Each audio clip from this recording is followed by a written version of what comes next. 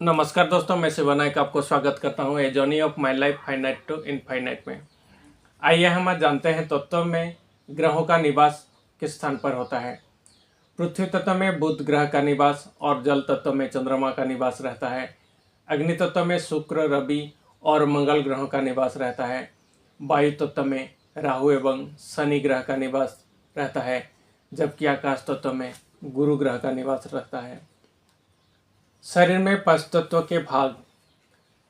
शरीर में पृथ्वी तत्व का भाग। मनुष्य के शरीर में उपलब्ध हड्डियां, मांस, त्वचा, स्वर और रोम में पृथ्वी तत्व का निवास रहता है। यही 5 गुणों पृथ्वी तत्व में उपलब्ध रहते हैं, जिनसे मनुष्य को ब्रह्म ज्ञान की प्राप्ति होती है। शरीर में जल तत्व का भाग।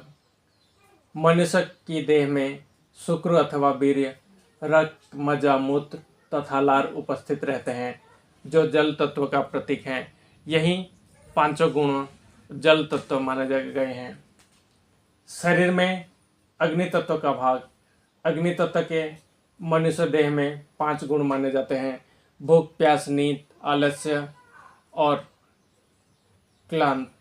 अग्नि तत्व के अभाव में ना तो मनुष्य को भूख और प्यास लगेगी और ना ही उसे नींद आएगी। उसके चेहरे का तेज समाप्त हो जाएगा और उसकी देह में भरपूर आलस्य रहेगा। यह समस्त गुण अग्नि तत्व के कारण होते हैं। यदि अग्नि तत्व की कमी हो जाए तो वो मनुष्य अथवा प्राणी को मदाग्नि एवं संग्रहणी जैसे रोग हो जाते हैं, जिस कारण उसकी पाचन शक्ति कमज़ोर हो जाती है और नया रक्त भी बनना बंद हो जाता है। इसी कारण ये कमज़ोर होकर कांतिविहीन हो जाते हैं। अतः अग्नि तत्व का संतुलित होना बहुत जरूरी है। शरीर में वायु तत्व का भाग। वायु तत्व की उपस्थिति में मनुष्य चल फिर सकता है, उसी कारण वो उछलता, कूदता और दौड़ता है। यदि शरीर में वायु तत्व का अभाव हो जाए तो उसकी ये समस्त क्रियाएं अवरुद्ध हो जाएंगी। उसे एक पैर भी उठाना भारी महसूस होगा। वायु तत्व की उपस्थिति में संतुलन होने पर ही मानव उपरोक्त समस्त कर्म संपादित कर सकता है। शरीर में आकाश तत्व का भाग। मानव में स्थित समस्त व्यवहारिक गुणों का कारण आकाश तत्व है। इसी तत्व की उपलब्धता के कारण मनुष्य में मोह, राग, द्वेष, भय व लज्जा उत्पन्न होते हैं। इसी तत्व की उपस्थिति के कारण मानव में ईर्ष्या और प्रेम आदि की उपस्थिति होती है, जबकि इस तत्व के अभाव में मनुष्य में निर्भय और निर्लज्ज, आसक्तिहीन जैसा हो जाता है। योगीजन सर्वप्रथम इसी तत्व का परित्याग करते हैं। तत्व में गुणों का प्रकार। पृथ्वी तत्व के 5 गुण होते हैं: शब्द, स्पर्श, रूप, रस और गंध। जल तत्व के 4 गुण होते हैं: शब्द, स्पर्श, रूप और रस। अग्नि तत्व के 3 गुण होते हैं: स्पर्श, शब्द और रूप। वायु तत्व के 2 गुण होते हैं: शब्द और स्पर्श। आकाश तत्व के 1 गुण होता है: शब्द। तत्वों का फल। पृथ्वी तत्व का फल क्या होता है, आइए जानते हैं। तत्ववेताओं के अनुसार पृथ्वी अपने रंग और प्रकृति के अनुसार ही फल प्रदान करता है। वो छिन्न भिन्न अवस्था में रहता है, उसी प्रकार उसका फल होता है। वो मटमैल रंग के ही वैसा ही फल प्रदान करता है। जल तत्व का फल कैसा होता है? जल स्वच्छ, निर्मल और श्वेत रंग का होता है, उसी प्रकार उसका फल स्वच्छ, निर्मल और त्वरित फलदायी होता है। उसके स्वभाव के अनुरूप ही उसका फल होता है, वो पूर्ण रूप से फलदायी होता है।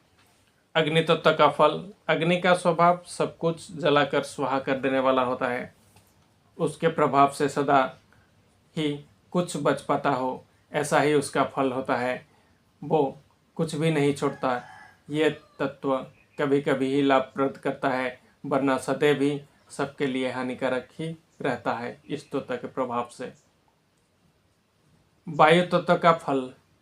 जिस प्रकार वायु का एक तेज का झोंका सब कुछ उड़ा कर ले जाता है, उसी प्रकार इस तत्व की उपस्थिति में किया गया हर कोई कार्य निष्फल ही रहता है।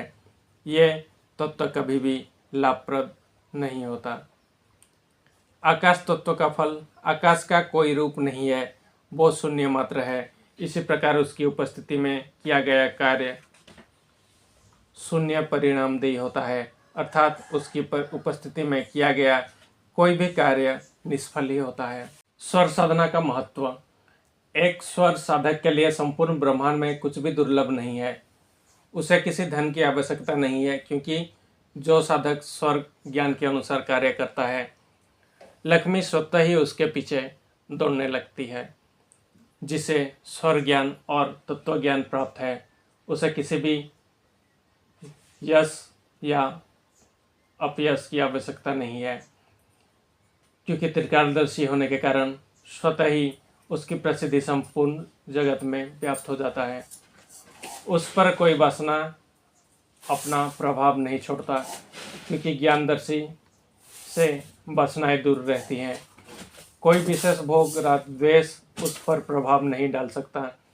ज्ञानदर्शी पंचभूतों से दूर रहता है।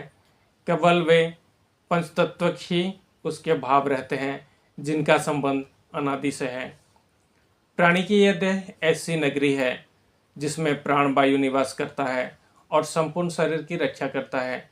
जिस समय प्राणवायु शरीर में प्रवेश करता है, उस समय उसका परिमाण 10 अंगुल का होता है, परंतु बाहर निकलने पर उसका परिमाण 12 अंगुल का हो जाता है। जिस समय प्राणी चलता फिरता है, उस समय प्राणवायु का परिमाण 20 अंगुल का हो जाता है, और जब वो ले सकता है, अपनी आयु में वो उतनी ही वृद्धि कर सकता है। श्वास की प्राकृतिक गति 12 अंगुल तक का होता है। धन्यवाद दोस्तों, वीडियोज़ में बने रहने के लिए। अगर ये वीडियोज़ में दिया गया जानकारी आपको पसंद आ रहा है, अच्छा लग रहा है, तो कृपया वीडियोज़ को लाइक करें, शेयर करें और ज़रूर सब्सक्राइब करें, ताकि आने वाले वीडियो आपको जल्द से जल्द मिल सके। धन्यवाद।